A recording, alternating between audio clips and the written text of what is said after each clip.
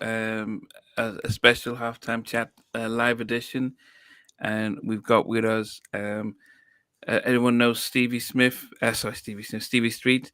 But we got a special guest, Mr. Darren Lighty, um, producer extraordinaire, um, former member of the Flex, and now, starting up his new label, D Collective.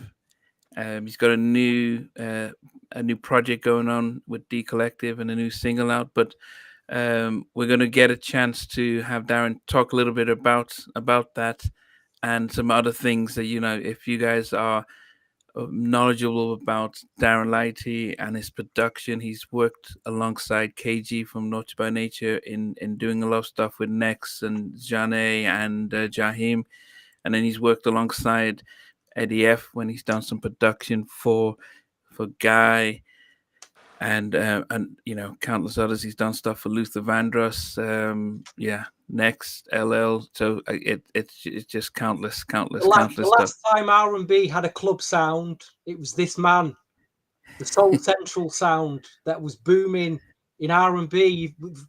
That's the last time R&B had a big club sound. Wow. Early 2000s. Yes. The Jaheim sound, the Next, all that upbeat, happy R&B that was this guy was behind it all. Yeah. Yes. So I mean, yeah, Darren, he's absolutely starving. Yeah, I mean, and he's done a lot of, as I said, he started off with Marley Marls, then going to Eddie F and KG. So he's worked alongside many big producers and then brought his own style. So, but anyway, Darren, we're definitely welcome. Hope I know that we can see you, we can hear you, and that's all that's important right now. How are you doing? Flashing with my background picture too? Yeah. It is fascinating. It might be the virtual background that's really taking a lot of the bandwidth. Want me to try to choose something like the plain white? That might be better. Or maybe not having any at all and stuff. Maybe that might help a little bit. Let's see. Let's go to the settings again. Yeah. Background.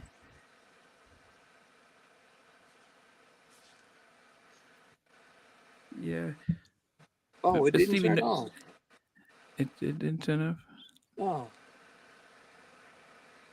Okay. Yeah. Okay.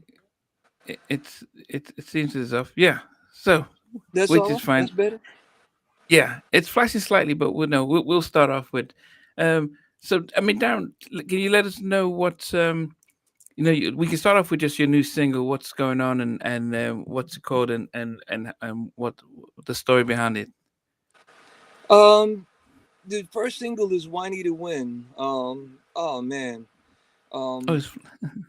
awesome song, awesome artist. It's gospel influenced, and we had a great time creating it because one of the things we didn't have to do, we weren't thinking in terms of who we're gonna write a song for. Like so much of my career has been, we get an artist and then we kind of got to think about their voice and what the image the record label wants to put together, and that forces what you would do creatively. But on this particular project, we just came together. I had a track and she heard it and I said, hey, whatever you hear, which I've learned my best work have come from when I didn't try to steer the writers what they heard from what I created, and that's what we got. And the song was named "Thank You," and befitting, it fits the time that we're in now. Just thanking God for everything that we have and everything that has happened, and it fits a multitude of messages. So yeah, it's going very well. A lot of energy. I mean, everybody's ramped up. Everybody's happy that we came together and decided, let's just do music the way that we want to do music. Let's do what we think is good. Like the gentleman mentioned earlier about the songs and the clubs and all those things. That music kind of happened producing with KG, Eddie, and Molly because we just had an idea, mainly with KG on next and the artist that he signed. Let's just let's make some good music. Let's do something that nobody else was doing. Okay. And what would you say is going to be different and unique about what you did compared to, if people think Darren Lighty, they're thinking, um, what's the stuff, Donnell Jones or Rough Ends, and we're thinking about that type of upbeat. What would be different with this type of production? Well, you get to hear what I would have done, kind of, because the rhythms and the beat part of it is heavily influenced by my time with Marley Marl, KG, and Eddie F. It's just they used to joke. I remember I can't remember who. I think it might have been Molly that said, "Hey man, we're gonna tie a hand behind your back and tape up three of your fingers and create that way." Because I had a habit of being musical and loving jazz. I thought, in the most complex things that felt good, but not necessarily commercial driven. So now I'm taking what I learned from the thought process of having a hand tied behind my back and three fingers, and I'm bringing out the 10 fingers, but I'm keeping in mind. I had a gentleman when I worked at the music store. His name was Ronald Scruggs, and he told me something that stuck with me for years. He said, "Kiss." I said, "What do you mean by kiss?" He says, "Keep it simple, stupid." So Hmm. in the commercial world, unlike jazz and some of the more eclectic music, um, people like simple melodies, things that they can kind of sing along to that catch their attention. The more complex chords and transitions and things, they have a place in music. But for the majority of the buying public, they just like something that a melody that they can gravitate to, or a beat that catches their attention, or lyrics that touches some part of their lives or some part of their experience in life. Okay. Okay. So the single, is it out now? And Yes, thank you. And where yes, and it's on iTunes. It's on all of the digital distribution sites that you could think of. Um, it's out. so are we searching for Darren Lighty featuring, No, or no, we're looking for Whiny to Win. how do you spell it? J JUANITA U A N I NITA T A WYNN. and thank you. And this is produced by, okay, and I'm It's gonna produced put it by up. both of us. It's produced by me and Juanita. I came in with the music and all of the choral arrangements and vocals and things that you hear. That's her. That's her. Okay. Okay. Is So it yeah. the same Janita Wynn who had an album out in the late 90s? Was it the late I'm 90s? sorry. Is it the same Janita Wynn who had a Yes. right? Wow, that is a blast from the past. Yeah, yeah, yeah. She's been making music for a while, much like myself. We just always and anything that we came together and did. I mean, it was just. She wrote a song that I did on Ann Nesby from Sounds of Blackness, her daughter Jamesia, and their granddaughter Paris Bennett, who won, I think, American Idol, one of those talent shows. And Juanita came in and helped me write it with her, and it's one of the songs that was kind of endearing to me because I realized I was working with three generations of talent. With Ann Nesby, her daughter, and then the granddaughter, and they were all the talent level was just like, man. Okay. So yeah, I've just put it out there so people can see Juanita Wayne and Wayne. Thank you, and it's produced by yourself and Juanita. Hmm. Stevie, you seem to recall Juanita. Yeah, I remember buying an album by, I think it was it might have been 98, 99. I'm sure I bought a CD by her. And over in the UK, there was a few tracks from that album got a lot of radio play on like the soul circuit, the soul radio stations playing it. But I haven't heard her name for a long time, I'll be honest. It's Oh, good well, that you she's Okay. will still out love the there. song. Good that she's still out there. Yeah. Oh man, better than ever. Wow. Okay. Then how did you guys connect then? Um, I was going to a club called the Village Underground. Gentleman by the name of Ron Grant, late Ron Grant, rest in peace. He used to have an open night, Mike night on Sunday nights. My mentor Bernard Bell was playing there, so he told me to come out and check it out. He said I would like it, and when I got there, I mean, they had guys like Corey Henry, I think, came through a couple of times. Travis Sells, Nate Townsend on drums, Bernard Bell, the Melanie Daniels, who was an awesome singer, Ron Grant, Cheryl Pepsi Riley, and then all of like the local talent. If you came to the city, you came to the underground on Sunday night to sing, and the talent level of the musicians was off the hook. And she got up and sung one night, and it just ran through me. And I introduced myself, as I was leaving, and told her I would like to work with her, and gave her my number, and she called, and I just started giving her music, and we just started working together. Okay. And so after the single, is there a video going to come out, or what's the plan? Yeah, we're working on a video. We're so entrenched right now in the music, and the video thing. Well, it has to be done right. And it takes a lot of resources. It takes a lot of people being in different places, videographers, finding the person to write the right treatment. So we've been primarily focused on being more music driven right now.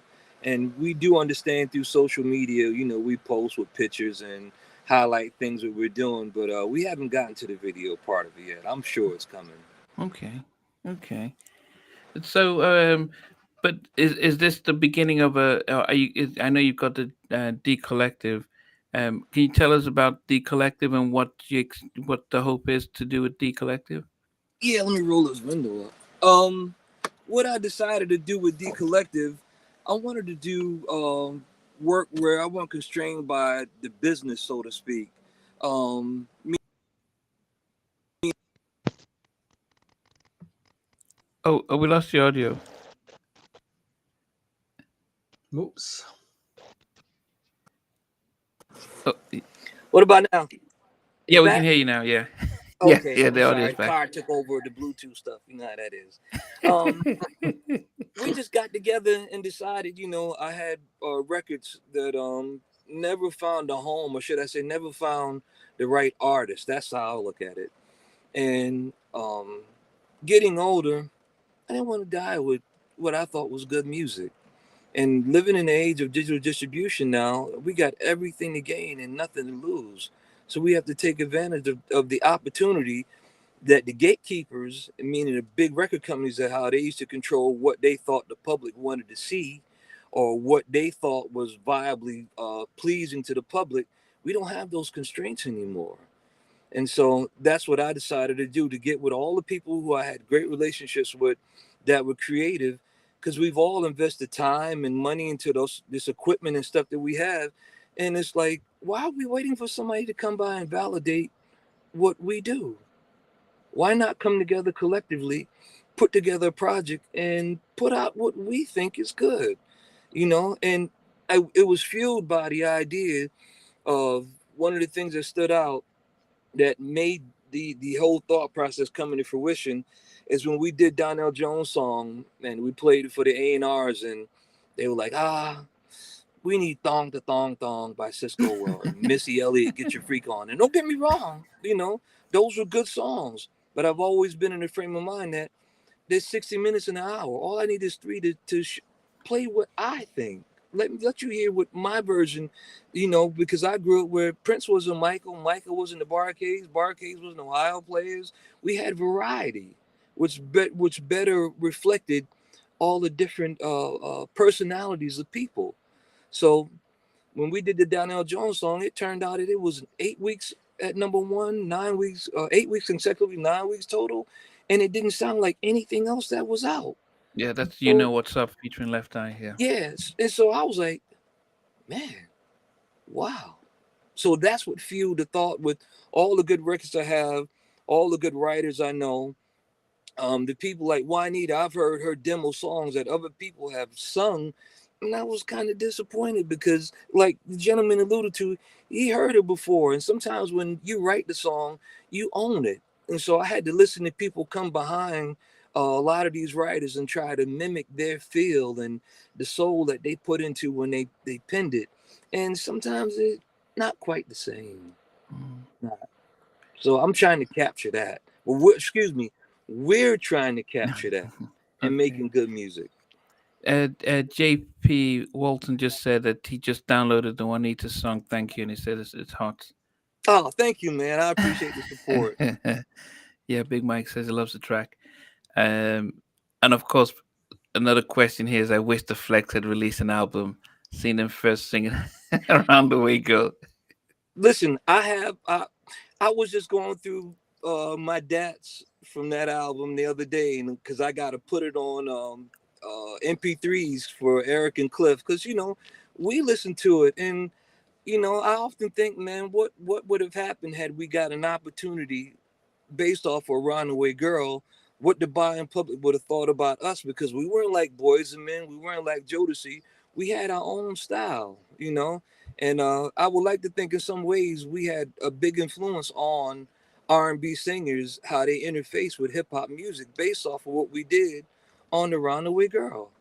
And we were doing that when we went on Arsenio and Soul Train and David David Letterman. We were Letterman, doing, yeah. yeah, we were doing this live. So it wasn't that we were studio singers where you get to do 1 and 2 takes and you get to, nah, man. We were ready, but it didn't happen. What was the song you guys did with on Peaceful Journey? I can't remember what it is now. Oh, Heavy D. Yeah, what was the It was track? Heavy D. Sister, sister. Sister, The way I sister, feel the way about you. the way I feel about Yeah, it. Yeah, yeah, because we did our favorite Heavy D, and that's my favorite album, and I yeah, loved what you guys did. I mean, man, I yeah, think man. there was a lot of people waiting for the Flex, because not just We with. were waiting too. When you had a track out on this album, this Marley Marl album, what actually? Because I believe there was test pressings as well, 12-inch test pressings of "Girl, I Was Wrong." Yeah, Oh, yeah, that was a Michael Jackson sample. yeah. So Yeah, yeah. I did want you you get? back. Was there a deal in place for an album? Was there any sort of deal from Atlantic, from Cold Chillin, from Warner Brothers? Well, no, no. Actually, we got signed by the legendary Lou Silas, man, at MCA. Lou gave us a deal, and we were working on the project, and Lou wanted us to have another member, so that was the first kind of delay. He thought that we should have 3 guys out in front because I was on the keys. So we went and we started Auditioning. auditioning guys, Ah, goodness. and then we came across uh Chauncey. Chauncey actually became that's in Blackstreet. What? He was supposed to be in the Flex, and then as rumor has it, I don't know it to be the truth or not, that Teddy heard that he was getting in the group with us, and then all of a sudden they put Blackstreet together. So Chauncey was out, he was gone as fast as he was in. And then we went auditioning, and we found Delvis Damon, who used to sing at the Peppermint Lounge in East Orange, New Jersey, and that's how Delvis became. But then after Delvis, we ran into. That's when we started to learn about the business and the things that we were unaware of, and we didn't know the toll that we were paying in order to be in the position. And I'm sure, had we known the toll, we probably would have thought about it and figured it out. But the ugly part of the business stepped in, and things just went awry, and it just kind of all fell apart. Do you remember working with this guy? I sure do. Craig G. We did what, no, don't tell me the song, because I was just listening to it the other day. We were actually in the video of Craig G. Oh There's man, three what's the name tracks of on that? the album. There's 3 tracks that you did vocals on the album. The Girls, they love me. yeah, You are not the one. yeah, all the new Jack Um, sounding ones. yeah, you are not the one. I just want to be loved. Oh, Yeah. And Yes. what was the other name of the other song? I'll tell you. Let me just get it up. You're not the one. Senior Moment. Girl Fever. Girl Fever. Yeah, man, And we had a there's lot of Girl fun doing Fever. that. I want to be in love, and you are not the one. And You Are Not the One. We were in the video. You Are Not the One. Yeah, when he shot that video, man, that was a great time, man. The energy from Around the Way Girl. We had just gotten signed. Craig had got a deal. Yeah, man, that was actually a great starting period. Do you remember working with this guy? Yes, I do. That guy, CC There's a Rogers. killer. There's a killer on this album. Yeah.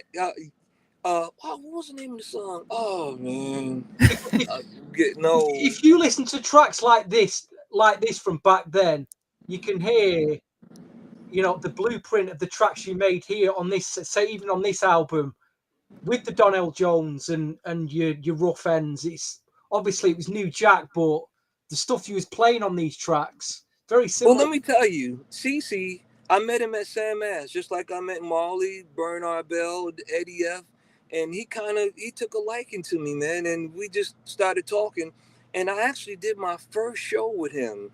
We did Newark Symphony Hall where the boys opened up, and CC, he gave me the aux parts, and he was like his little brother, and Kenny Bobian singing backgrounds, and this guy named Eddie and DeLacy on percussion. And man, it was, I was, I'm 1 year removed from school, and I'm on the stage with CC Rogers at Newark Symphony Hall, and it's like, pinch me, I'm dreaming. I mean, CC Rogers, he was a big name back then. He had a song called Someday. He's unsubbed Someday. now, but back then, what a name he was, CC Rogers. Yeah, it still is, man. Man, awesome guy, man. Matter of fact, I can credit him with. He started talking to me in a way where you had to be real selective about sharing business information, so to speak. And he started asking me questions that opened my eyes to a lot of things I didn't think about. I was just gun ho. Listen, if the tape machine was on and the keyboard was on, let's go. And he started asking me questions about, do I understand the revenue streams and how money is paid in industry and what you're supposed to get as a creator, a writer, and defining a keyboard player versus a producer, and background singers versus an actual writer. And so I credit him, man. He was very instrumental in my life and opening my eyes and getting me to think about the business of music. I was more or less in, like I said, man, I enjoyed the relationships. I enjoyed the camaraderie. But what I learned is while I was enjoying the camaraderie and the relationships, business was being done in the background, and so I had to catch up on that part. There was another guy around the same time, really obscure artist. He made one album, then just disappeared. He was signed to RCA at the time, called Bruce Saunders. Do you remember that project? We did a song on him called "I'm Leaving." What Yeah, man. What was he like? Because we just don't. We try to get all these stories from back then. New Jack artists. We try to, get the history and find out who these people were, because we just don't hear from him anymore. Do you remember anything about him? Well, I think we got to Bruce Saunders. We had a manager named Mike Haley. He had a great relationship with I want to say it was Charles and Bo Huggins, and I can't Hush Productions. Yeah. And they had Bruce, and they heard what we'd done, and they'd heard some of our music, and so they put us in with him. And man, this guy came in. I think he'd won a contest, so he was on Apollo or something, to his credit at the time, because I'd never heard of him. And man, we went in. He banged it out.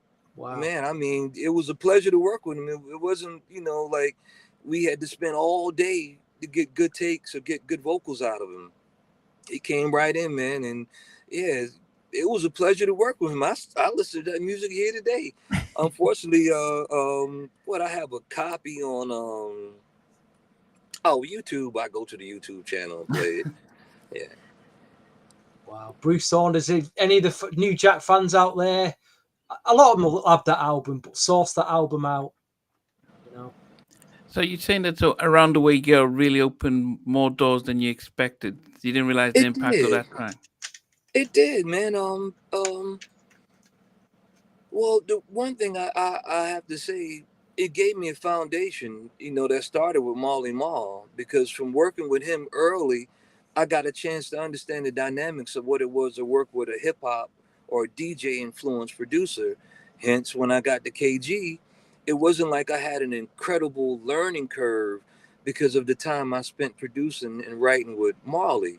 And the same thing when it got to Eddie. I just had to learn what they liked that I did, and what their styles was, and developing a chemistry on how we approach an artist or a beat or whatever, whatever we were working on at the time. Yeah, I mean, if you see the comment here, the Flex were incredible on the House Party 2 soundtrack, and that's one of our favorite New Jack Swing soundtracks, House Party and House Party 2, and your version of It's so hard to say it's goodbye to yesterday. Yeah, yeah, man. Lou came to us and he said, "Man, why I'm gonna pay Boys to Men when I just signed these guys, man?" He's like, "Yo," he said, "Man, I need y'all to get in there and do what y'all do." If anybody knows Lou, he was real fiery. He was straightforward. No chaser. He gave it to you. yeah, I heard And about that. Yeah, we went in and we did the song, man. And to God be the glory, man. We just did what we thought was good, and once again, that was the end result. yeah. I mean, who was the main singer? Was that you? Was that Eric or was it? That's Eric. That's Eric. We meet. Well, listen, I'm background in keys.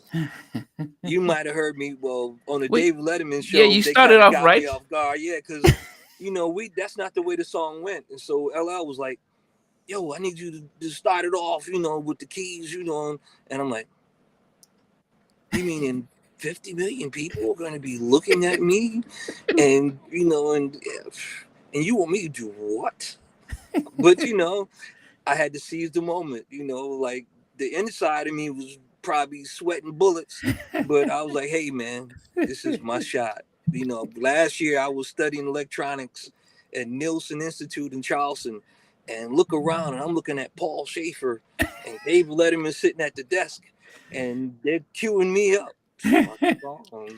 Hey, I've got the track, and I'm actually gonna yeah, I'll share because I laugh at Eric looking so slim and young and having to do the dance with Cliff behind oh LL, yeah, yeah, but you're yeah. But me lucky that too, you man. just behind the keys. I didn't have a whisker on my face. Yeah, I mean, when you think about your eras of producing, do you? Because Stevie's giving you some New Jack tracks. I mean, what was the difference between your work with Eddie and your work with KG? Well, with KG, the thing that amazed me about KG was, his ear for. We had all these artists, from John Heyman next to Coffee Brown, and he had a vision for each one of them, and we would go like, it was like a factory. And he would, when I got there, he would pull up the beats, and he knew what he wanted to work on, and he might say he was thinking this way, or he just might turn the beat on and kind of look at me, or and that's we would be creative, or like I was I remember the Jeanne song Request Line, and it just stood out because we had just come back from I want to say Boston or somewhere up there, and I talked them into buying this Fender Rhodes because we used one when we did the soundtrack for Sunset Park, and they had this custom Rhodes that had all the pedals on it, and oh man, it was like phew. So when we got back, I was telling Kay, I was like, hey man, we should really get it Rhodes because he likes to sample stuff live and then flip it and articulate it in the MPC or the things that he does with real samples. So we got the Rhodes, came back, and Renee was there from John A. And I just started playing the little groove, and that groove became Crush. And it was funny because she said, "What's that?" And she said, "Do that again." And I played it, and then she's like, "Keep doing that." And then Kate got on the drum machine, and he made the beat, and she started writing. And so working with Kay, it was fun, man. I mean, there were talented people like Eddie Berkeley, Fonz, that was in Coffee Brown. He Mm. was an incredible keyboard player. As a matter of fact, I think he produced Just in Case with KG and some tracks for Next as well. So we had a lot of talent. Melvin Dinkins, um, Shelton Good, Cliff, my brother, Eric was down there for uh, a brief moment because at the time that I started working with him, um, I bought Cliff and Eric because we said, well, we're not gonna do in a group anything anymore. I didn't want to be in a group anymore. I started gaining a little weight, and I was like, I don't want to be dancing and all that stuff. So we're gonna do Cliff and Eric, and we started. They started working on Format, was one of the groups that Kay had, and Eric got the call from Teddy, and next thing you know, he was gone. So it was like, well, Cliff is just a writer now. So yeah, but working with K, man, he had a great work ethic, and he had an idea. Working with Eddie, man, I had done remixes with Eddie for like Escape and some other groups before I worked with K. And he went in house. I think he was the VP of Motown at the time that I started working with KG, and working with Eddie, it was just kind of like, he had that SB 1200 uh, New Jack swing, that 16 8-bit grainy drum sound. Like I like to say him and Pete Rock's drum sounds were very similar, in terms of like how it sounded in the grit. And Eddie was a real music guy too, when it came to like to use a lot of synthesizers and whatever Teddy was doing or whatever the hot synth was, or like with Kyle West and them when they took their whole thing was whatever keyboard was out, it was a race to see who could take those sounds that new keyboard hot that everybody thought was hot and be the first one to make a hit, like what Kyle West and them did with I'll Be Sure's album with the D50. When it came out, him and Teddy, man, they blew it up. I knew every sound on every album, or like with me with Marley, it was the M1 keyboard. That's what actually got me to Marley. I knew how to use it. He hired me to show him how to use it. And while I was waiting for him to come from the video of Self-Destruction, I made a sketch song so I could show him how to use it. And he walked in and apologized for being late and asked me, what was that? I was like, oh, it's just a sketch song. And he said, oh, man, Force D's is looking for an album cut. And he said, you want to, submit it? I'm like, well, of course. It became the title cut to Force D's last album. So I got a chance to work with a legendary group, just through Marley Marl. So each producer that I worked with, it was good. It was interesting. It was a basis. I was a jazz guy. I was Najee and Gerald Albright and Jonathan Butler and that kind of music, that stuff where it was what vocals, what lyrics. It was the music. So getting with these guys, it was like, this is the hip hop culture. I remember working with Marley. He didn't have an ear. He could just hear the rhythm of samples, and stuff would be playing, and it'd be all in different keys, and I'd be listening like, ooh, oh yeah, ah. But I get what he was trying to do. It was just the tones was all off. So when I started working with him, I would pitch stuff. Everybody knows the common tune is 440. When you working with samples and you slowing them and speeding them, I had to figure out what the pitch was, and it wasn't at 440. And that I kind of learned how to do that and help Marley out in that aspect, how to pull stuff together sonically so we could sing on it. So the pitch we couldn't do a harmony if the loop was in one key and the bass was in another key. I couldn't do it. So yeah, that kind of thing. Did you have anything to do with TLC's first album? I sure did. You seem to have credit there, and I can't find it though. Yeah, well, I got credit for playing the keyboards. It's a small. You might have to break out your magnifying glass, but it's on there. Yeah, we got invited to come down and create. And we took Mary Brown and Marsha McClurkin, who was Abstract. Eminem, yeah, Abstract. Eminem. Yeah, I loved it. We did songs on their album too, but we took them to Atlanta with us, and we did That's the Way We Like 'Em, and This Is How It Should Be Done. And it was interesting because, they hadn't done any records yet, so I got a chance to meet Babyface, and Pebbles was in the studio. She was their manager, and I got to see, the girls before any fame or notoriety, and it was like, wow, because I remember I was thinking to myself, like, she got condom taped to glasses, like, okay.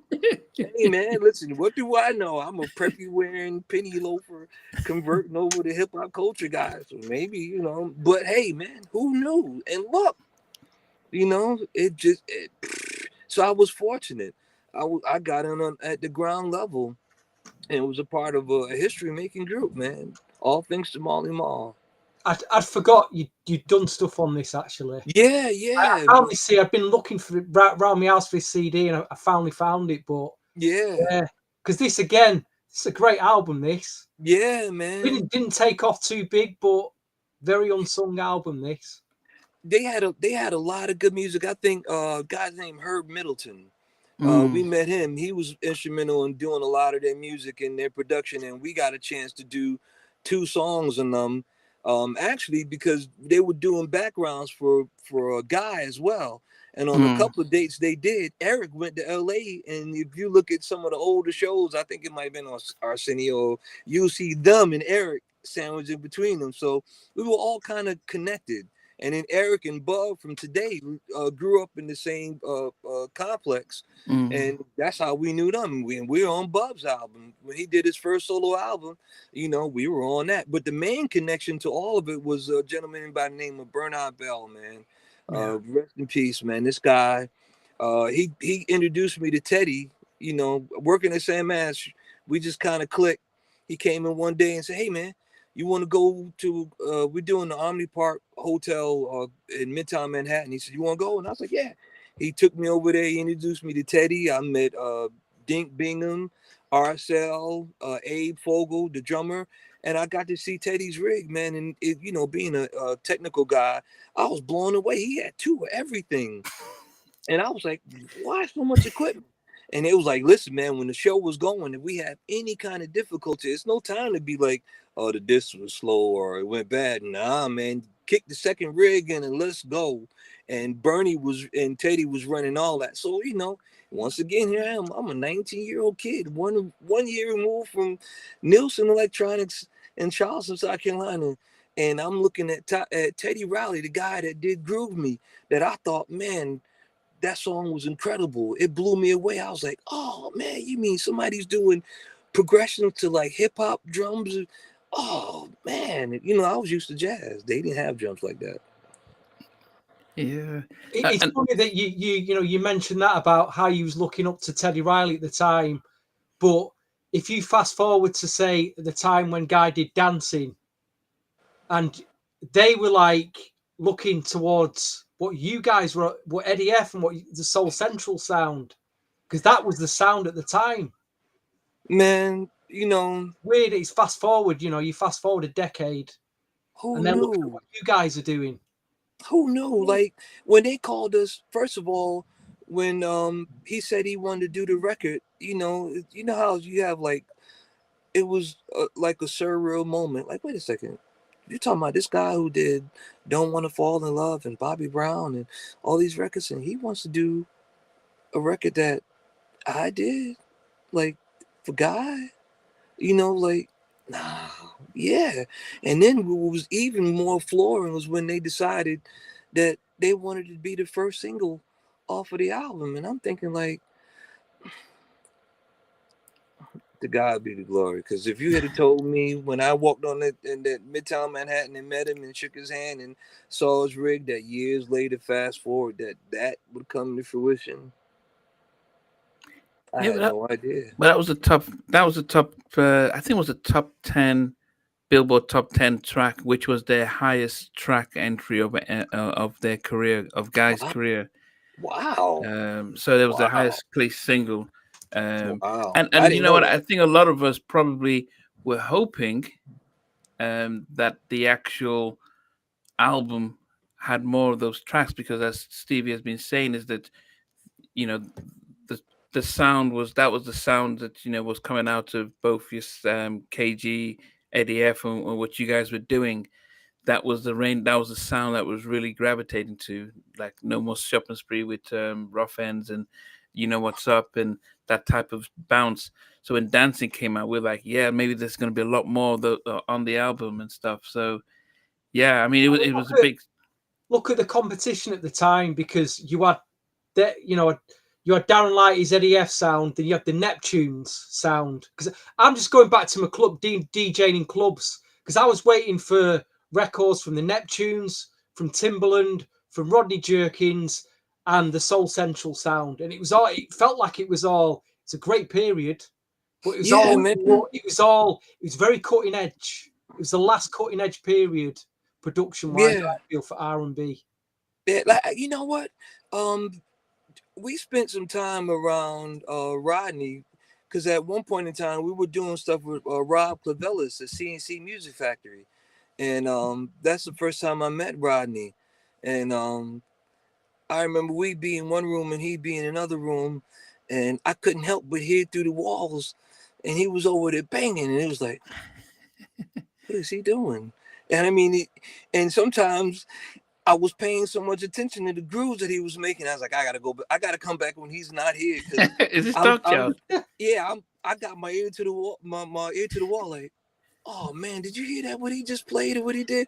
Nah, I'm supposed to be in here working on, what we're supposed to be working on, because he'd signed a group called Ask Me, which one of the young ladies that's coming out with my next release is with Cherie Hicks, and she was in the group Ask Me that Rob and them signed, and then Rob wanted to sign us as the Flex as well. So yeah, but Rodney, oh man. I don't know how he kept a pair of speakers, man. I think when I interviewed him, he said it was how Teddy used to listen to music, and so he listen. Now Teddy, I remember when we were doing dancing, and we were in the studio, and we were going through and playing stuff, and like maybe every 5 or 10 minutes, man, I had to walk outside, man. I thought my eardrums was bleeding, man. I was just like, wow. These guys do this all day long, man. Thank God they ain't deaf, man. The decibel, that kind of bass. If you ever been to a concert and you stand in front of the sub speaker and the bass note comes on, it almost changes your heartbeat. Did you play on the? Did you do anything on the Coed record? Something on you? Yeah, something on you. Yeah, they bought us. They bought them from Atlanta. What was the guy's name?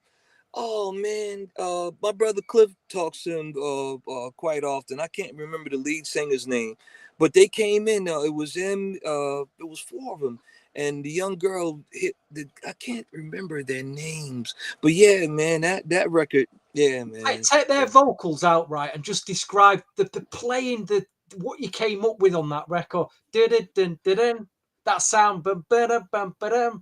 Oh well, I was in heaven with that record. I contribute a lot of my feel when it came to dance records and up-tempo records. I grew up a fan of Niles Rodgers and Good Times and groups like GQ, and they all had Sister Sledge, We Are a Family, or Good Times, or what was the other records? They all had an uplifting feel, and they weren't complex in terms of chord structures. They just had a melodic movement to it, but coupled it with the groove. Yeah, man. So that's what, I don't know. I guess when I sat down, that's just what came out. As well as that, there was the. Did you do some on the Mel B? The remix of the Mel B? Yeah, that was a lot of melodic, lot of bass, but the melody and the drum sounds, and it seemed to go through a really prolific period then. Yeah, and what I loved about that, we got the vocals for it. I didn't even know I don't think I'd even heard the track or who did the original vocals. And Shelton Good was engineering, and Shelton is also a guitar player. Shelton is also the one on Donnell Jones' Where I Want to Be, who did the guitars, and they did the percussions, and he engineered. Shelton also engineered and mixed You Know What's Up and the Rough Things record. So this guy was uber talented. So when we got to the Mel B remix, I was like, Shelton, I hear a guitar. I ain't have to say anything. And the guitar just magically appeared next to the console, and he just started playing, and yeah, man, and it just became this groove that we started rocking with like our go-to drum sounds that Eddie used to use, and I enjoyed doing that remix, man. And I guess the plus was it happened to be Mel B, the Spice Girls, you know. But I listen to that record all the time now. Yeah. I'm just looking at the time period of where it all kind of there was a timestamp when it all kind of stopped, and it seemed to be. I remember there's a release for it. Was it Richard Burton who was signed to MCA? Yeah, we didn't. Richard Burton was my friend Troy Patterson, who's from the same hometown of mine. Richard Burton was supposed to come out, and hold on one second. Hold on.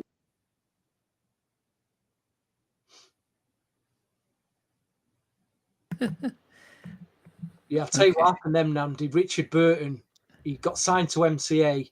They'd released one single, and they'd sent out like advanced copies of his album, and I think them guys did a track on it. And then 9/11 happened. Oh. And there was a whole bunch of albums that were supposed to come out on MCA, and they just didn't. After that, it was all shelved. And that's when that sound just seemed to stop. I remember it like it was yesterday.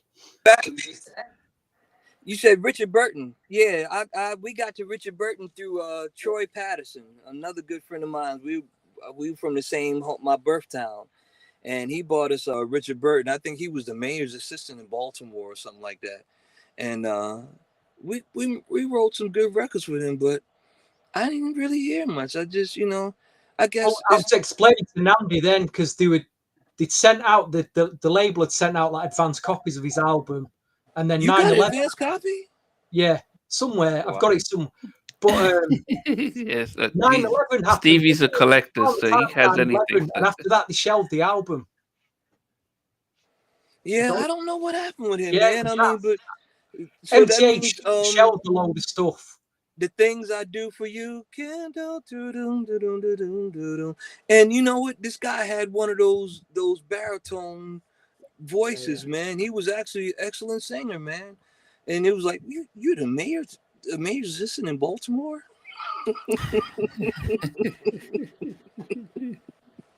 Yeah, that part.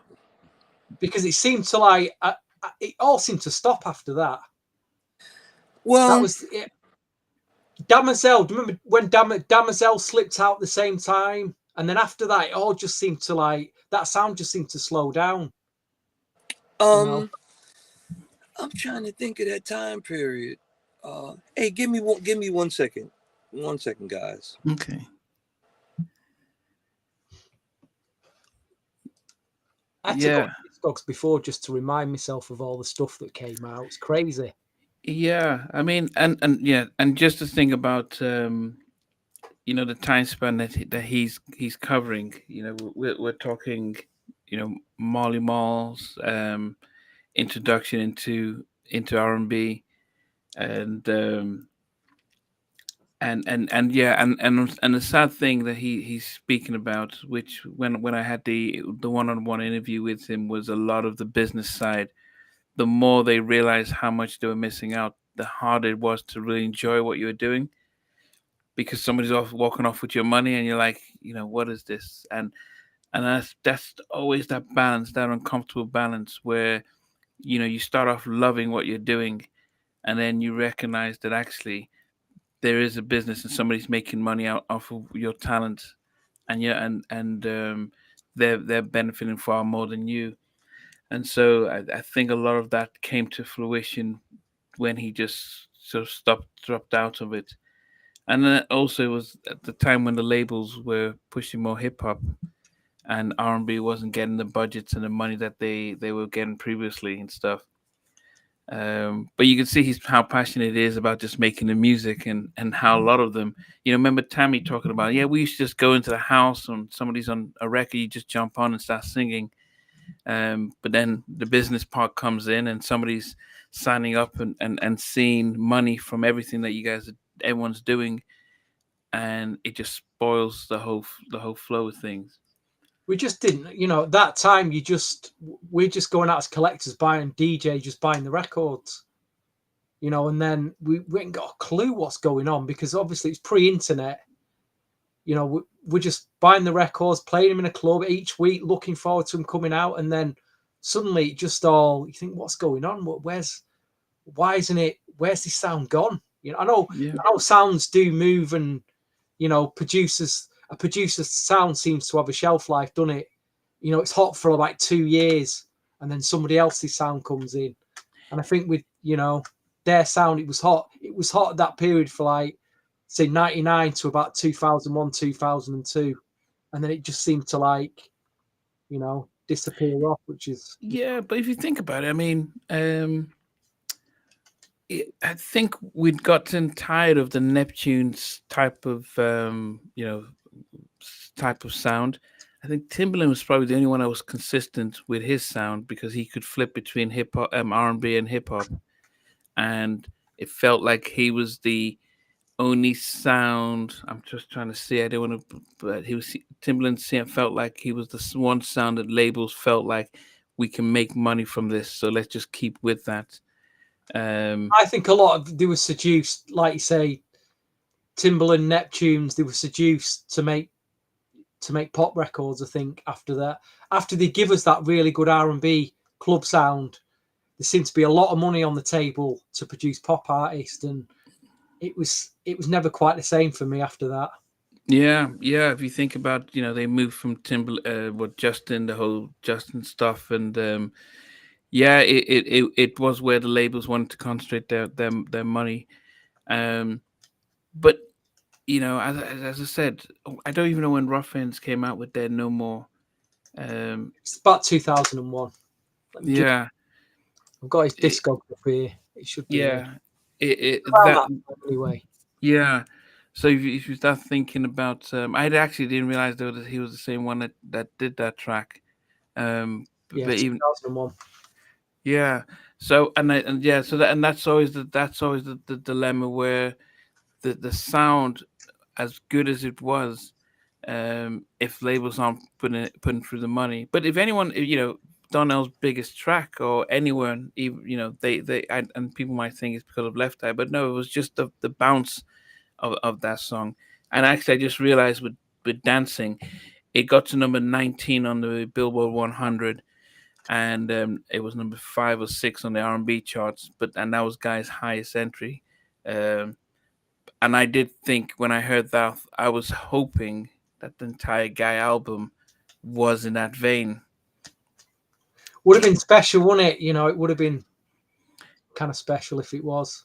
Yeah, and so there was slight disappointment when you get the album and it just felt as if it was completely removed. It was almost like that sort of one song that didn't have any real relationship with the rest of the album, so which was a disappointment and stuff. And I'm still waiting for him to come back in. And I liked how honest he definitely is about his involvement. How are you finding all these old CDs? What was this? I was going through his Discogs, and I thought, right, I can find that in my racks, and I can find that. I mean, I've forgotten about that. I haven't seen that for years, because you need to hear this album. I need to get this album. Who are the producers on that album? You got Redhead Kingpin under a different name, a pseudonym name. It's mainly Redhead Kingpin produced it. What? Yeah, that's why I've got to find Redhead Kingpin. Let me see. Was it Big Bub's all over this? Herb Middleton. It's all over this album. It says Herb Middleton for download production. Then you've got Cliff and Eric. They did If I Give My Love to You. Trini for that. I'm sure Trini is Redhead Kingpin. Well, it says written by David Guppy. That's Redhead. That's Redhead. Yeah. It says So there's no. You got to get Mary. You got to get Mary Brown and ask her on the show and ask her about this album. I definitely will. But so Cliff and Eric didn't do anything with Redhead on that. They were doing separate stuff. You see, let me just double check these credits. It's a separate track. It's a separate track. Okay. So we're waiting for Darren Lighty to come back on. So, and no Teddy, no Teddy on that. No Teddy on this at all. What year did it come out? 92. 1992. Wow, that's come out as well. It seemed to come out in the autumn of 92, and there was 2 singles released from it. Did you ever hear "Get to Know You Better"? Mm-mm. I'm surprised you've not heard that, Namdi. Okay, here's Darren. That was a big track off it. I'm sorry, gentlemen. Okay. Pardon me. I heard you guys talking in the background. Yeah. Okay. And you guys were talking about David Guppy, Redhead Kingpin. Yeah. Did you know him? Yeah. They're all from Inglewood. Redhead, Bub from Today, Eric, and Bernard Bell. What's happened to Redhead Kingpin? We're wondering he seems to have disappeared. Well, I think you're talking about a time frame where Gene Griffin, rest in peace, and that whatever was going on with him and Teddy and the whole New Jack Swing thing kind of fell to pieces, and I guess everybody had to try to pick a side, between Gene and Teddy. I know there was some things. I'm not 100% sure, but I know that sometimes there were producers who would have certain agreements that limited them to working with competing labels, but they had groups that were signed to those competing labels. So they were actually doing the music, but they had to have like an alias or somebody else to take those credits, so that they could work with an artist on a competing label, even though they were all from the same camp. Like all the people you mentioned, Mary Brown and Marshall, Dave, Bub, they were all from the New Jack Swing. That was like Teddy's crew, but they were in different situations. Yeah. So, yeah. Now I think we've, we definitely heard about. I mean, this like "Do the Right Thing." that was a dope record. But it was, the production credit was Markel, but I think we all know it was Teddy that produced it, but Markel got the credits because if not, Gene would have probably said, "Well, you still owe me 10 albums or something like that." So. It may not even been Gene. It could have been, like I said, record companies have competing clauses that if they gave you a production deal, they didn't want you giving what they thought was their sound for the money they gave you. You giving it to another artist with it, and so they paid you a bunch of money, and you giving, even though they were all the same records, if whoever did the better job with the better artists of marketing, and they would feel slighted by it. Yeah, you gave him a hot record. No, they just did a better job of marketing and artist development than you guys did. That type of thing. I'm not saying that's 100, but more than likely, that was the situation. I mean, based on some of the songs that Stevie has brought up, it seems as if you migrated from New Jack Swing to R&B. Were you conscious about how when New Jack sort of changed around that 92, 93, and having to make sure that you kept up with what was happening then? It's a good question. I don't really. I think, first of all, to say that Teddy didn't have an influence on my style would be ridiculous. Like I remember when Lou played us the stuff he did with Michael Jackson, and I was floored because once again, it's the chord changes, it's the sounds, and then it's the beats, like I think Eric mentioned that you guys were at MCA and Lil played the Bobby album. And then Eric says that he just lost his mind when he heard like One More Night. One More Night, and that was Mary Brown and Marsha. Yeah, Mary Brown and Marsha. But he said that when he heard it for that song, it was like, man. Yeah, he was saying it. Stevie, this is me. I'm talking about my favorite album, the Bobby album. Eric said it. Yeah, the way the thing was just going, that Teddy was just on another. And then he took the Eric B and Rakim beat. What's the name of the song? Make him clap to this. Yeah. Yeah, and he had that sample running through there. So all of us. Molly was in there on the B side, like. And we were on there in the music and the keyboard side, like. Listen, you can't tell me if the Flex had come out with an album produced by yourself, Eddie F, and Marley Marl, it'd have been a New Jack classic. It would have been a new. Come on, it would have been. You left us hanging. You left, seriously. You whetted our appetites. You give us. It's like you gave us. You put the honey pot out there with your vocals and a few bits and bobs and songs, and then just as we were expecting the flex, you took the honey jar away from us. That's what it felt like. Well, I would say I think what got in the way of a lot of great situations is the business of music, the politics of it all, and whether you were armed with the right information to be able to make, an intelligent decision in negotiating what you were getting versus what you were giving up. And like I thought about it the other day. I can't remember. I think I might have been talking to Eddie, and they used to have this thing called a sophomore jinx. And I'm sure you guys have heard of guy puts out a successful first album, and it's like, okay, the sophomore jinx. Well, the sophomore jinx really wasn't so much whether or not the person could still sing or be creative.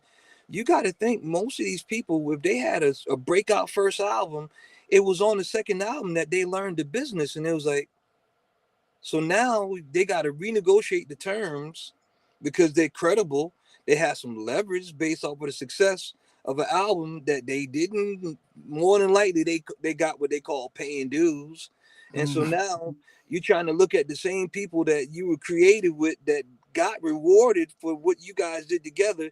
And now you had to leverage yourself in a position and try to be creative with the same energy, knowing that I'm barely surviving. I'm struggling here, and everybody pulling up and, that didn't pay dues yet. They ate, they living good. And now and what happened, what I saw more than anything else is that now when people began to understand what writing and publishing equated to, all of a sudden, I won't even say all of a sudden, the great emphasis became on, no, I need to be more creative so that I can command a greater percentage of the money that's being delved out. Because we had seen what it looks like, where if you didn't write any songs and you didn't get any publishing and writing, you could be successful. But the record company business was, if you looked at them books 9 out of 10 times, especially if they wanted to glamorize you, all your numbers were in the red. Everybody else was making money, but your numbers, and they would keep it going because you were cash cow. As long as you was profitable and they could make money off you. Oh yeah, you want that new S600, or you want to move to Fort Lee next to New York, where the condos are like right one step from Trump Tower? Yeah, go ahead. We need to keep that image up. Meanwhile, your numbers, if you did an audit, you're in the red. You ain't make no money. Everybody else did. So once people began to learn, and and the business, man, it's done so much to disturb the creative flow. Like I heard Rick Rubin say something the other day that I thought, was profound. He talked about the creative process. He said, if you're making music for the audience, then you're cheapening the artistry, something to that effect, which he was basically saying, when we go in the studio as creators or writers and producers, our mindset should be what we think, not necessarily trying to key in on what we think the buying public wants, or like so many A&Rs, they could only hear as far as the song that was currently out. And so that's a lot of what we got now, where everybody sounds like everybody. Everybody's using the same drum sounds. Everybody's using pretty much the same equipment.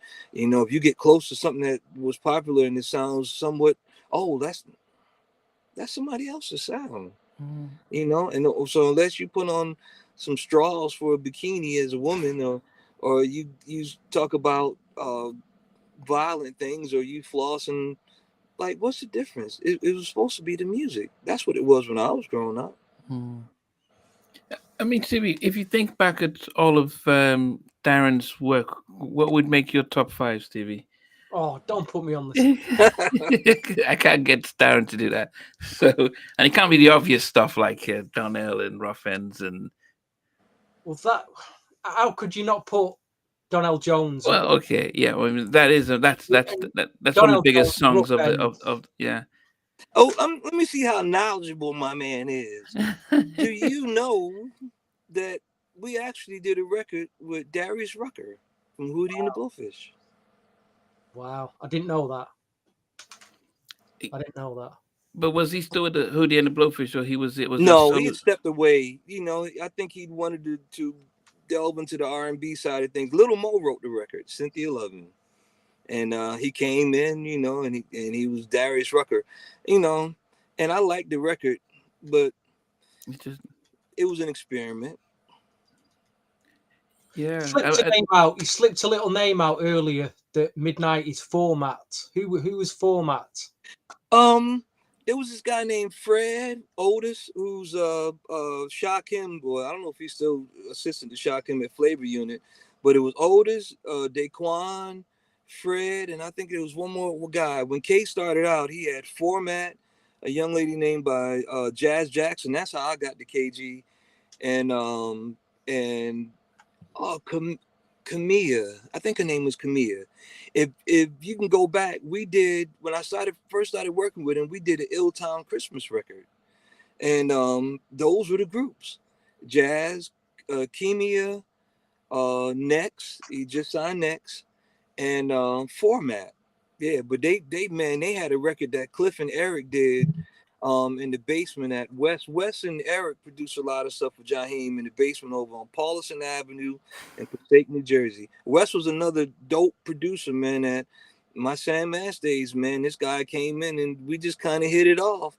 And who knew that life was going to turn into it? But West and them did a banger with, they had another guy that's from Patterson, another guy I met, he was about 15 to 16, a guy named Chris Joe, Tyrone, and Kevin Stansel, who's actually the bass player for Frankie Beverly and Mays right now. He's from Patterson. His mother was a prominent gospel singer, Lorraine Stansel, and I think his sister Mieto sung.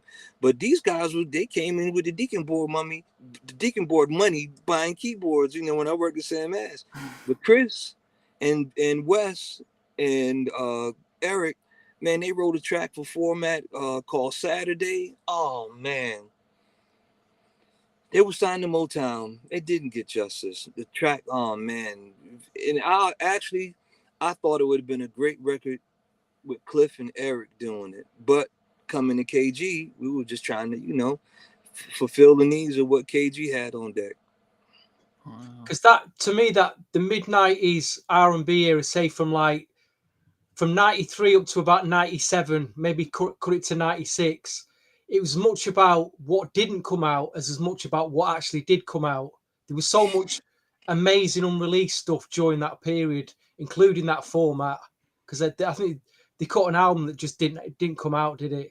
I think it was promoed, and then it just didn't seem to come out. Well, you know what? Whole era of time though, what was going on? Why weren't stuff coming out? Well, you know what?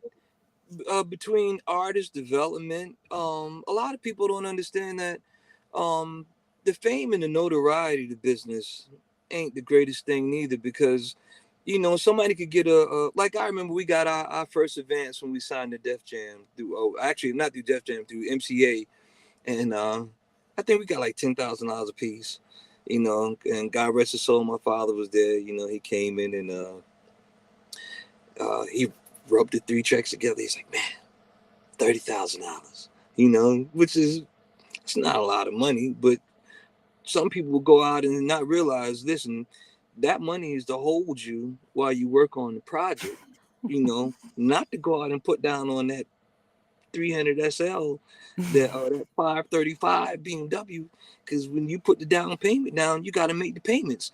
So now if you're the guy with the production company and the guy takes his $10,000 and puts down on a car that he can't afford, now you got to either make the car payment or you got to figure out how to get into the studio, because Clive and Russell and all these record execs, they don't care about none of that. They gave you the money.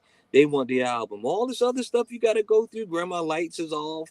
You know, my mama got fired, and you know, and the water bill is due. You know, and I can't really.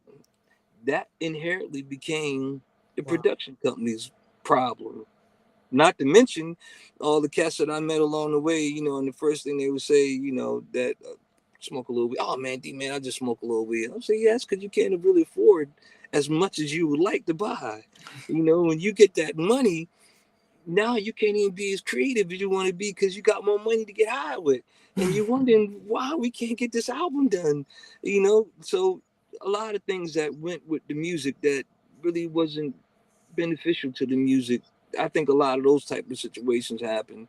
That's why you would see names pop up and they might get advanced and they might do one record, and then you got to figure out how to get an album out of them with all of this going on, you know.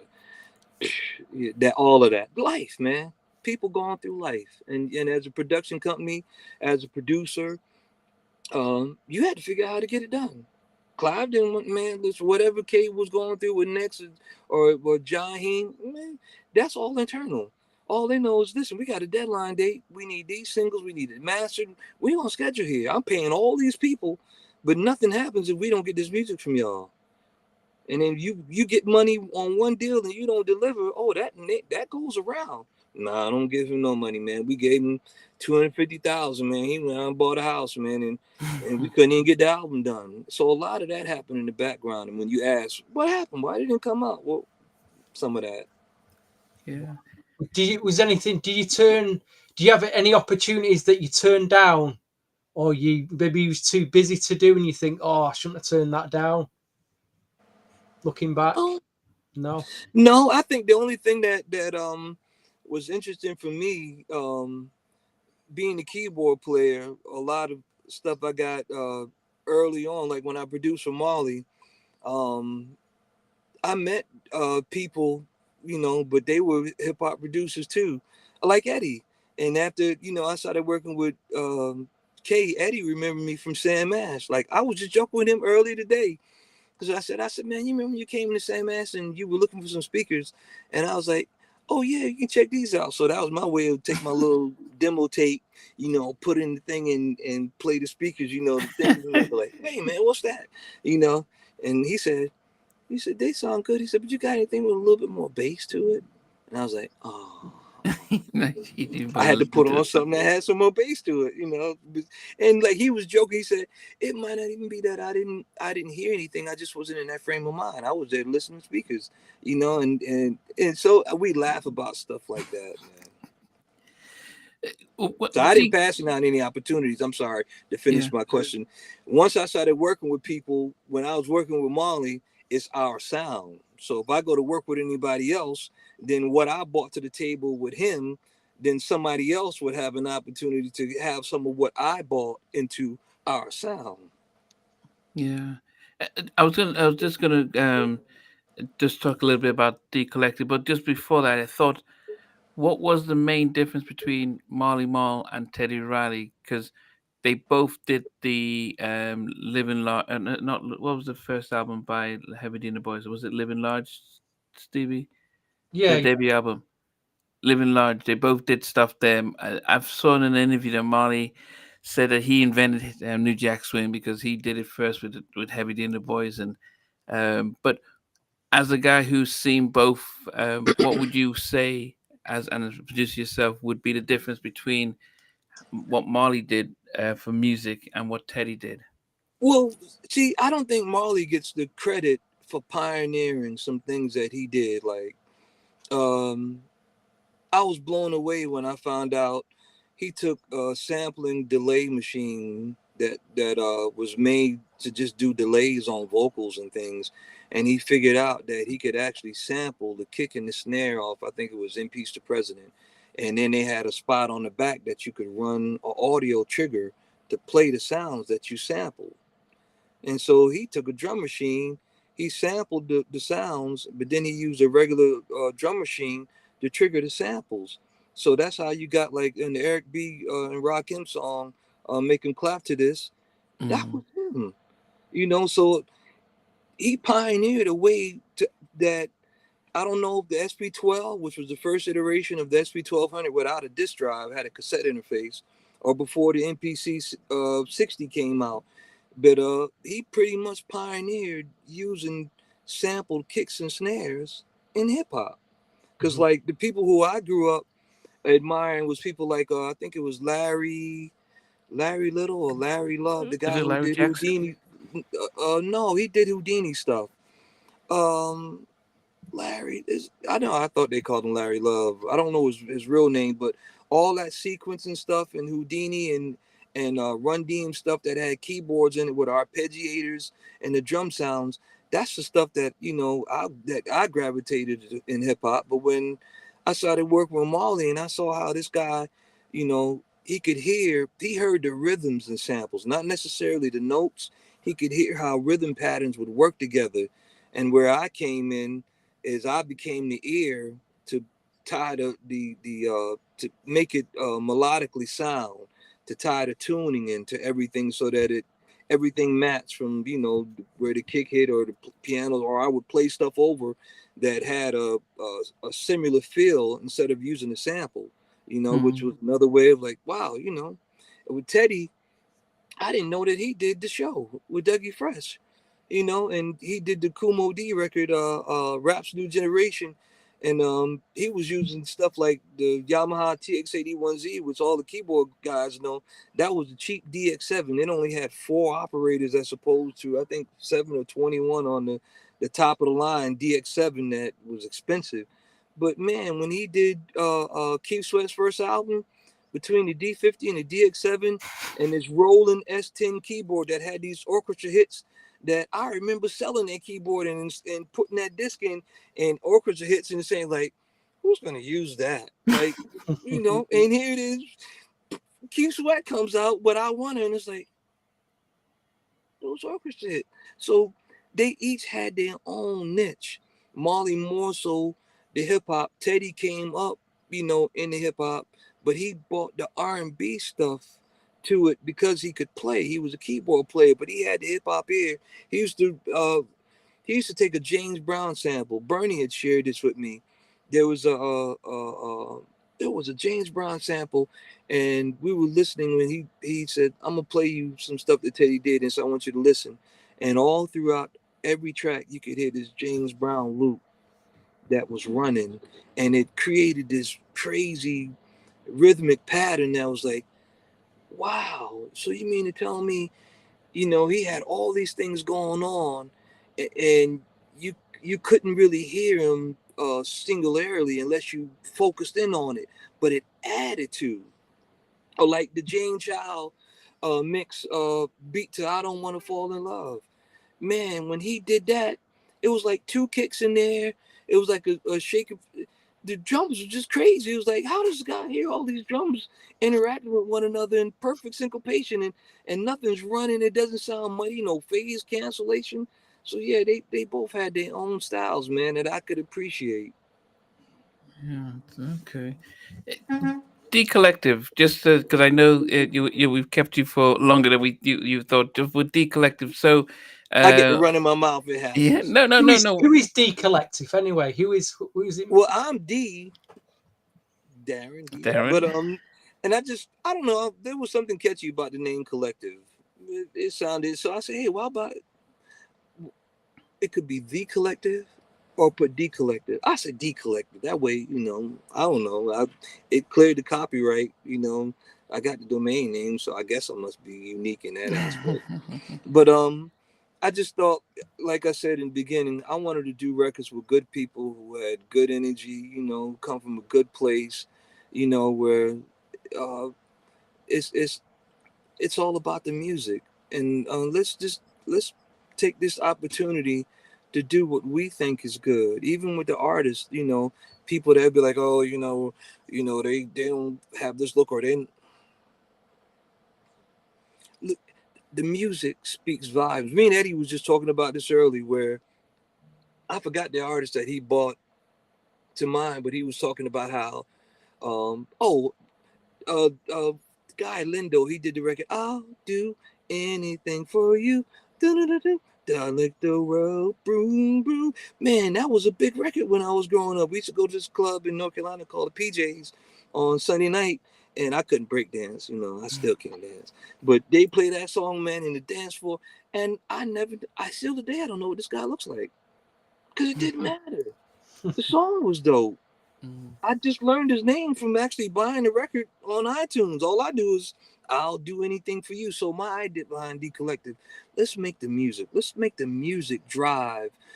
Because when I get it, and I think that what Killer Mike talked about when he mentioned the ages of all the people who won Grammys, and I think the youngest was somewhere in the 30s, and one of the things that I think he was alluding to is that if we make the kind of music that we make without this generation that exists now, I get it because I went through, I call it a spell. I remember I was watching Omarion's video one night in my kitchen, and I watched it for about 3 hours, and I was just amazed at how fluid this guy's movements was. And they was dancing on the roof, and it was a underground track, and they were great producers.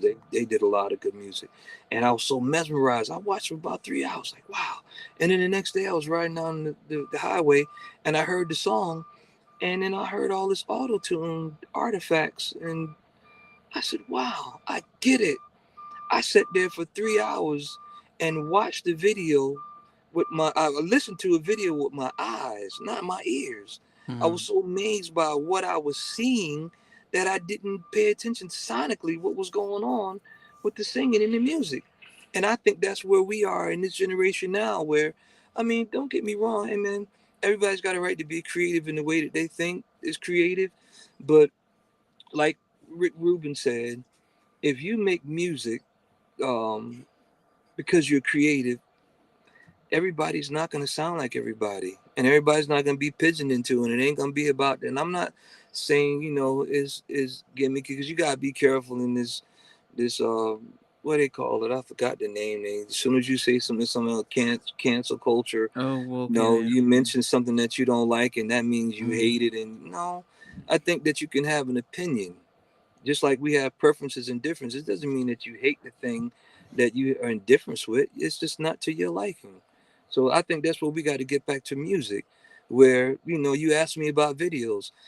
I would love to do a video, but I would love even more for people to listen to the music, listen to the artist, listen to the creativity, listen to what's happening sonically when you're riding or sitting relaxing or whatever it is, and get into that. Like, and the videos could be cool, but I want the music to matter more than anything visually, because that is, I mean, I'm 55 years old. I'm getting older, so in 20 years, this will all be great. But Mhm. if people hear my music, they're not going to see, oh, this is great. They're just going to hear the music. Yeah. I mean, sadly, we did get into an era of first we were rooting for Thriller, and then that became everyone needed a video to sell a song as opposed to the song, and the video was just a bonus. Now it's like, okay, well, can we see who's singing so we can sort of connect to the song as opposed to just listening to it? And sadly, that's the generation that we're in. They're very visual. Well, there's something too that we have to get back to. I grew up.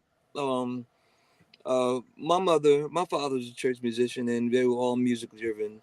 And I joke about the fact that if we got up, or before we got up, if we heard Natalie Cole in there singing "I Got Love on My Mind," or you heard the whispers and the beat goes on, oh, we was gonna be cleaning the house about 2 o'clock that afternoon. We was gonna eat first, but we was gonna clean up. So we grew up to good singing and good melodies, and it shaped our ears.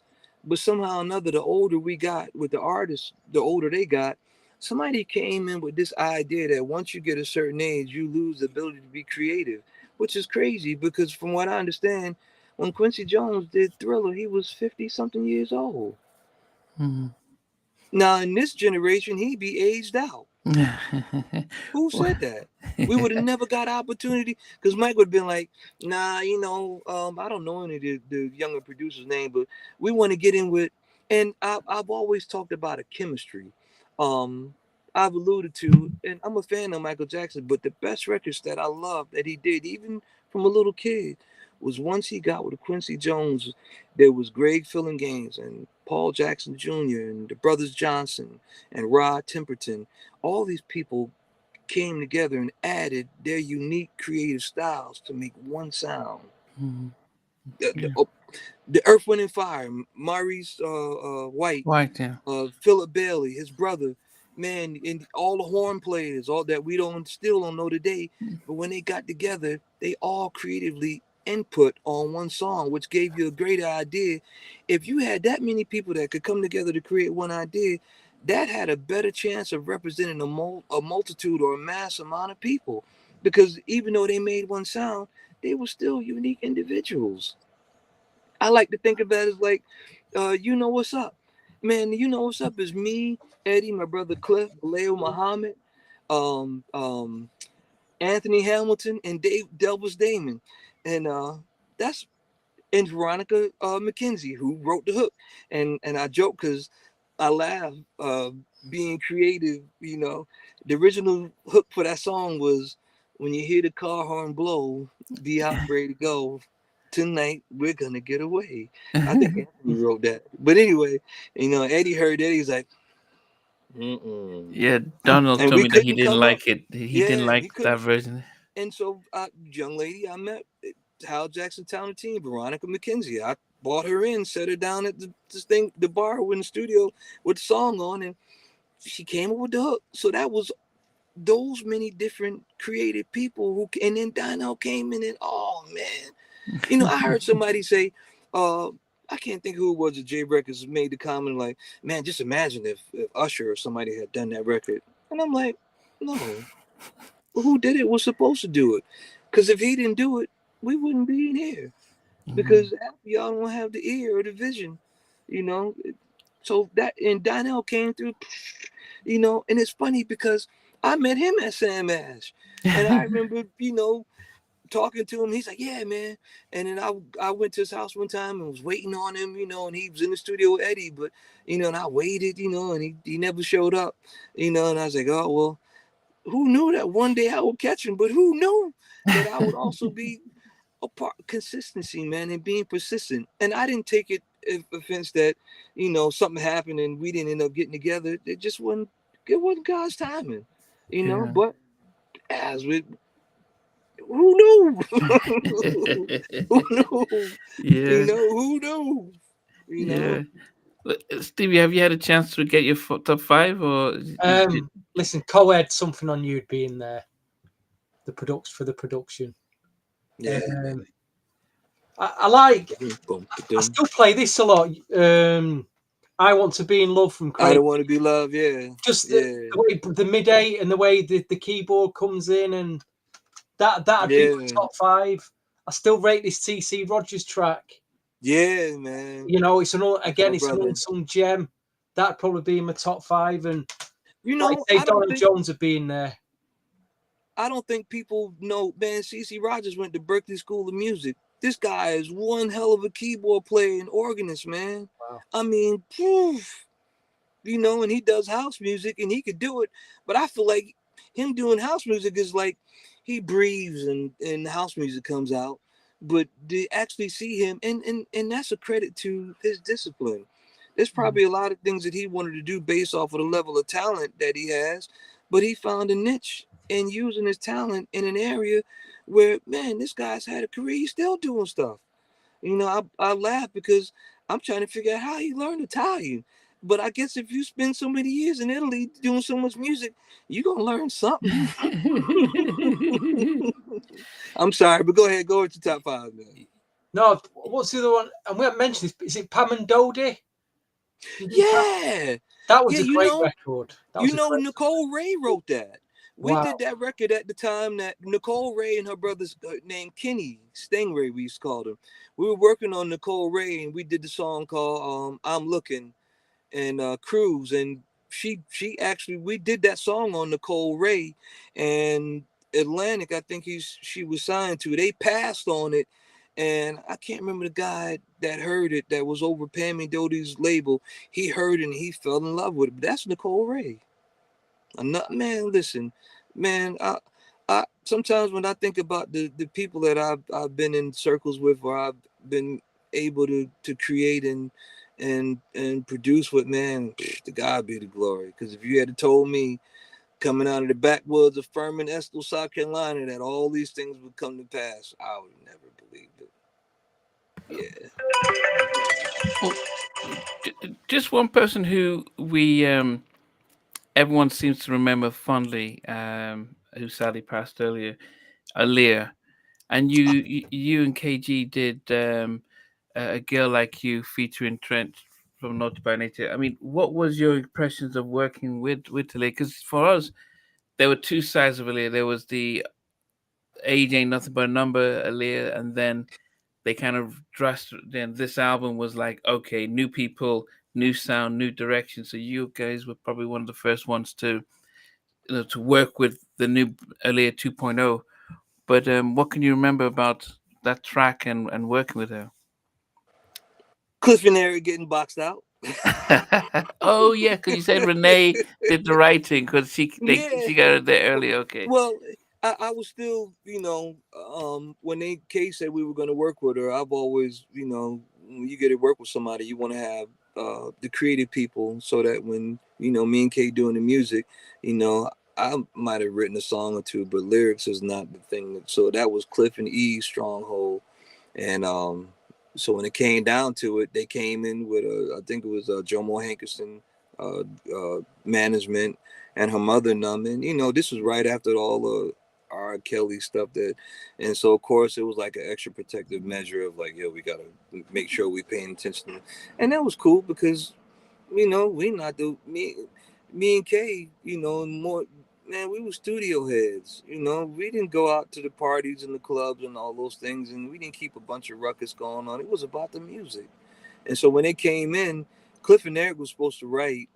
We came with the track. My man Kev Lewis came from Patterson, played the bass. I was happy that I was able to get him involved because he's a good friend of mine that was just itching to get into music, and it worked. And so when it came time to write the lyrics, uh, I'm looking at Cliff and Eric, and you got to catch a vibe, when it comes to working with writers.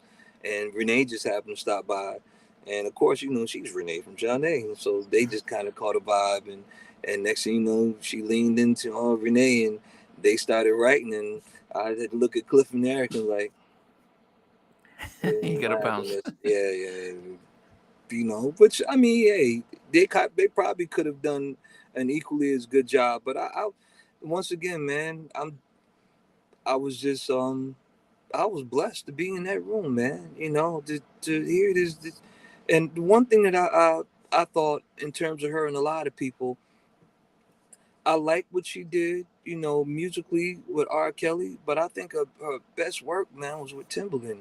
They had a level of a vibe, and when it came to being creative, I don't know who all the writers were, but his sound with her style, it just kind of, I was just fortunate that my name appears on something, that has, and I enjoyed what we did. We did what was the name of the two? We did two songs on her, "Girl Like You" and oh man, I can't remember. I'm getting old, senior moment. But anyway, yeah, but Okay. she was a pleasure to work with, man, and yeah, it was about the music. We didn't go hang out and go eat nowhere. It wasn't no, you know, people come by and it turned into a party. We we weren't those kind of producers, man. It wasn't like we can't wait to get to the studio to turn up. Nah, if you was coming to work with us, it was about the music. We got a job to get done. Yeah, just as we're funny, you did some oh event is saying, "Are you ready?" Did you do that? Was that the one you did with Aaliyah? Yes, yeah, yeah. Okay. Yeah. Thanks for that. Just quickly. My daughter just chimed in. Ever in the Lord. Oh, That's that's her. your daughter. Yeah. Okay, yeah, helping daddy out. Just quickly, we a lot of us know about Jeanne, but you had Renee. And who was the Gene Jean? Baylor. Um, Hmm. they seem very different characters. Like especially now, they're in different directions musically. But when they were together, were they on the same? Were they in sync with with how their music was? Because right now they're both in different ideas, different stuff. But Well, back when you were working man, with, their talent level. But see, this is where KG. KG had a vision when it came to them. And when you listen to that first album, he took what they brought to the table musically, but he shaped it into what the buying public bought. Now, when they got a chance to develop their own identities, um, they were very musically inclined. They like groups like I grew up with Najee and Will Down and those type of. But I think that ultimately they appreciated the opportunity that KG presented them in the hip hop world and doing that kind of music. But their true love was to what they're doing now. Jean has a successful group with her husband. I think they were nominated for a Grammy. They've been doing Mm. projects, and it's very it's I would say more jazz oriented. Mm. Renee just actually started posting some stuff on Instagram that I'm blown away by. I love because it's like classic grooves. And I sent her a message like, "Oh man!" But then she did a record. I think it was a tribute to somebody called I Believe, where it was just like a bass, a piano, and all the song was beautiful. And I texted her. I said, "Man, I can't stop listening to this song." Because the melody, the words, everything was meaningful. So what they're doing now is really true to who they are. But that's the true definition of artist development, because KG understood what they could be based off of where the buying public was, and he had an idea, and he got the right two together with their level of talent, and Mm. that's what you got with those hits that they put out. Like, hey, Mr. DJ, classic. Yeah. Sending my love, classic. Yeah. Definitely. There's one name we haven't mentioned before we let him go, Namdi. Probably one of the best voices of the 2000s, male vocalist, Jaheim. Jaheim. Can't go without mentioning Jaheim, can we, really? Listen, man, I say it all the time. From the first time I heard him on the karaoke tape to when his Uncle Roman bought him in the basement, guy was 17, man, and with how he sounds now is how he sounded at 17. Wow. That's what And Katie said. yeah, but the fact that, you know, K didn't have to do a whole lot of artist development in terms of image and the thug side, because he Yeah, had that's what that. KG said. You He was a know, thugged out yeah, Luther. nah. All he had to do was make. We just had to make some good records. And I remember I did a record called "Love Is Not a Game," and I wrote it, and he was singing it, and I was just like, wow, man. I got lost in the moment, recording it, because he sounded like Luther, but he still had his own feel and texture. And I'm thinking, like, man, out of all the people, like Namdi asked me that I work with, and I've got a record that I did on Luther Vandross, and that's a blessing. And I'm taking nothing away from him, but to have seen Jaheim, evolve into the talent, we had an idea when we heard the tape and Kay decided to sign him, but to know that everything that is transpired, and he's out touring now, and the guy, if you catch him, he's man, he still got it. He got it, So I'm a fan. Um, I don't know what the future holds in terms of us producing and working together. If he's gonna do another album, more than likely, but I always believe in the chemistry. He could work with other people, and I'm not saying he couldn't create anything great with anybody else, but his greatest body of work revolves around the guidance of what KG bought and Baleo Muhammad and my brother Cliff, myself, um, and all the people who contributed. Eric Eric and Williams Wes. and Wes, that.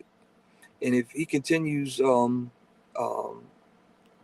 I don't think he has to reinvent himself, and I don't think he even has to age out. I think he has a potential to be what Frankie Beverly is. You know, if he keeps singing the same songs that he's made his hits and concentrate on keeping his health up and his voice strong, people are gonna pay to see this guy. Totally. He's just got one of those voices, man. Mm. Yeah. So yeah, Yeah. that guy. Okay. I mean, for those who probably won't realize, I had a 3.5 hour interview with with Darren Yeah, that was a last long month. one. It was a long one, but and I said, yeah, it will take me a while to go through that, but it'll be great to get you on live when the single is out, so we could sort of promote the single, and let the people see you live, and throw up questions and stuff, and so and which has been great. So the single Juanita When Thank You is out now. So Right. either check And Cherie YouTube Hicks is or next. Cherie Hicks, okay. Hyde. Matter of fact, we just put out the promo video for Hyde. Okay, you just put that out just today? Yep. Hold on one second. Okay. No, I'm sorry. Did we? Yeah, we just put that out today. So the idea that I had for everybody we're working with, I wanted to be able to showcase their unique styles and their vocals. So I have a track. It's called the Decollective Theme. So Juanita did a version, and she just sung the title to her song, Thank You. We just put out Cherie's today, and she's singing the title to her song, which is called Hide. And I wanted to give people a chance to differentiate between it's the same music, but you see what happens when you have creative people who can really sing, come with different ideas on just a beat. It tends to tell you how unique they are, that they could take something that somebody already else has done and make it their own. So from Juanita to Cherie, and then Tiffany Favorite, she's on deck. She's a run up to Leandria Johnson on Sunday's Best, and then my brother Cliff. And Okay. so yeah, so Cherie's coming out. I think it should be next week or the end of next week. But her Hyde promo is out now, and Juanita. Oh, and we got a remix that we did with Lauren Dawson. The music world knows who Lauren Dawson is, man. But he blessed me with a remix of the song "Thank You" that's out now, and Juanita heard it, man, and it was so moving. She went back in and did her vocals all over again, and that just tells you the testament to the talent. And when somebody loves something, she didn't think, well, we got the vocals from the original record. It's As soon as she heard it and where he was going with it, she's like, I'm in the studio tonight. I'm doing all the vocals over. And oh man, it's a beautiful rendition, man. So I'm gonna be working with people like him and Wes and Chris Joe and KG. Eddie F is actually doing a remix on Tiffany's record. I spoke to him about that. People like Chanel Red, Big Draws. Um, I contacted Eli Baker, Tony. He's the bass player. Me and him have been interacting, trying to work on. I would like to do some stuff with Amar, who was the guy who replaced Raphael. So I'm just trying to create a community of good music with good people, where it's all about creativity. And if we put ourselves in a position and have an understanding on the business, the way I'm doing the business is a little bit different, because rather than buy a plaque for like my administrative people or my promotional people to say thank you, I want them to share in the residual income of what it is when you make a successful record. Because I think that if you put your best into something that you understand has the potential to reward for a lifetime, it greatly affects how you look at something. That's the main thing that I've experienced in the last 10 or 15 years is managers and everybody else. And everybody wants a piece of the publishing. Everybody, man, you know, and don't get me wrong, it's leverage. It's you have to leverage the opportunity, figure out 5% of something is greater than 100% of nothing. But I want to work with people where I understand the value of what that is. But instead of, like I said, buying a gold plaque like I got all over the walls, nah, I want, if this song blows up and it whatever it makes, because I appreciate you sewing into this idea and participating with 100% effort, I want you to be rewarded and compensated the same way that I and everybody else will. Because it may be your work at radio, it may be the engineer's work and how he mixed the song, it may be the videographer's work on how he put the presentation together. All those things work towards a great record, but the music, I want to be driven first. I want to hear that before anything else.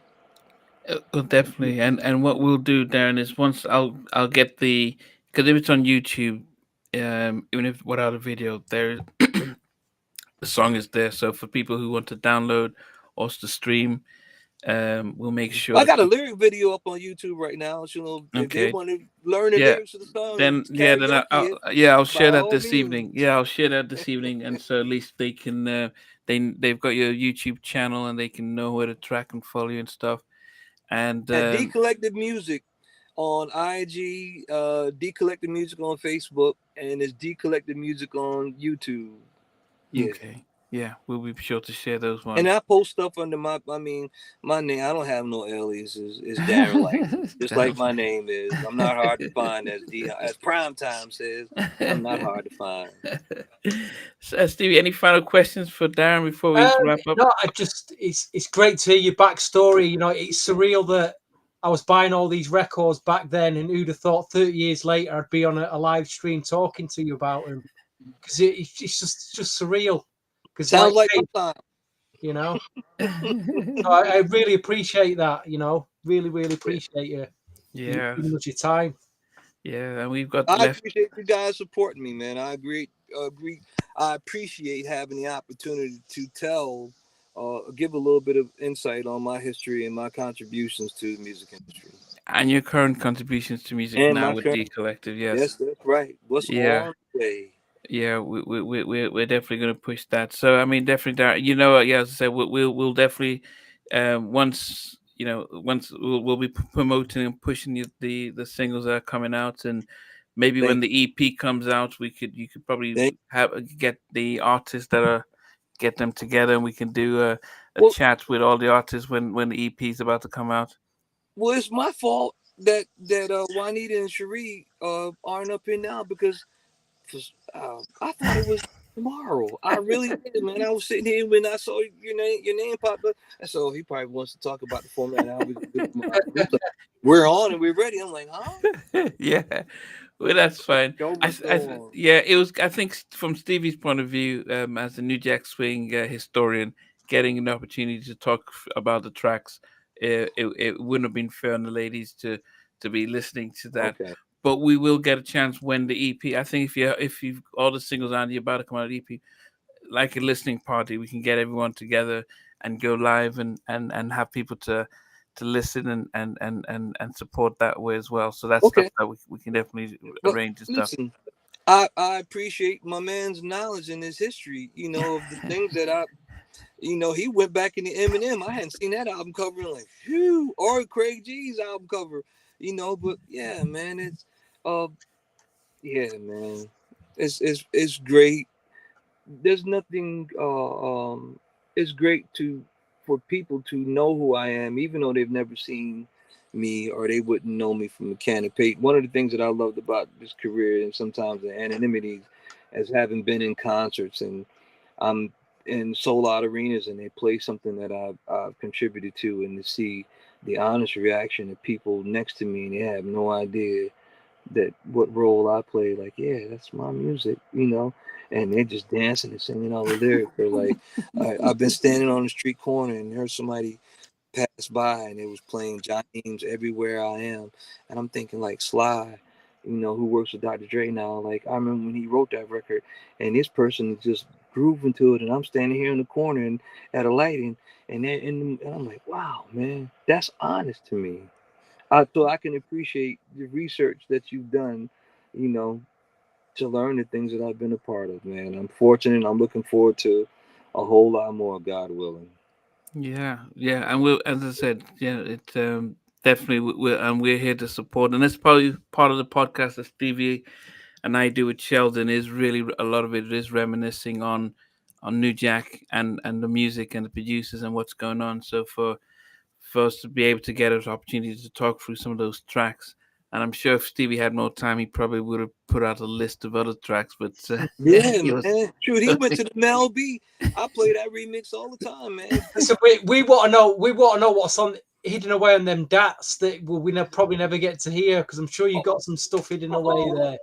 Listen, man.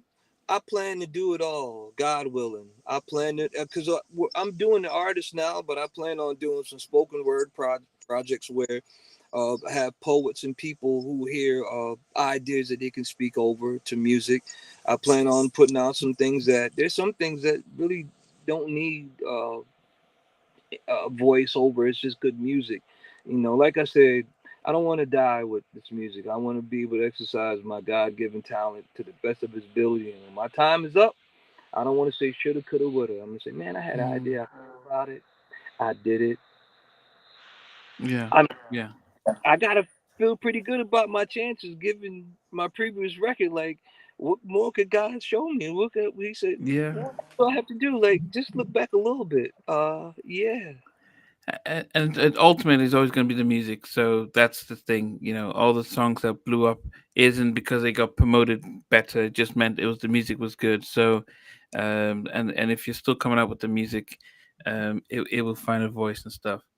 I uh believe wholeheartedly, yeah, wholeheartedly with every fiber in my body. I believe that the music, the definitely mu- the music. do like what Rick Rubin said. Don't think about what you think people are gonna like. Just do what comes to you, what flows out of emotions. The best records are the ones that were heartfelt admissions to what people were going through in life. Same thing with music. You can hear something and be moved by a moment, and just run to the keyboard. And I used music used to come to me still in my dream where I would hear stuff and realize, man, I'm dreaming. And I couldn't wait to wake up to try to remember that which I heard, thinking it was somebody else. Yeah. It's for it, me.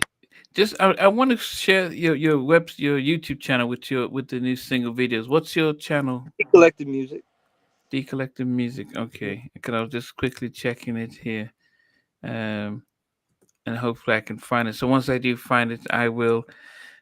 If I can't find it It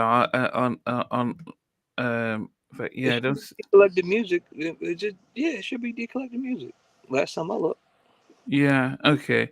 Well, what I'll probably what I'm if I can't find it, which I don't think I can, what I'll probably do is probably We'll put get. decollected and see what comes up. It might be decollected 2024.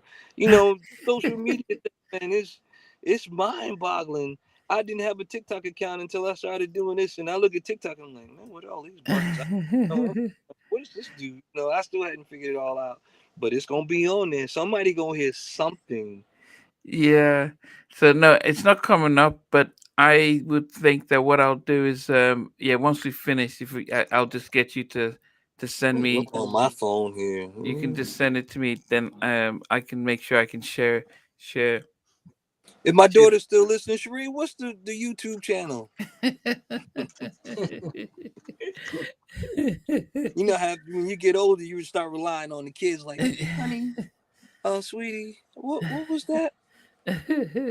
Yeah, but yeah, I mean, we saw the small little clips that you did, the sort of clips which I posted up with. Um, you did Roundaway Girl, you did You Know What's Up, and you did Rough Ends, where you were trying to play the melodies or sort of how Yeah, I you wanted came. to show the how the inception. Those songs started out with those basic chords.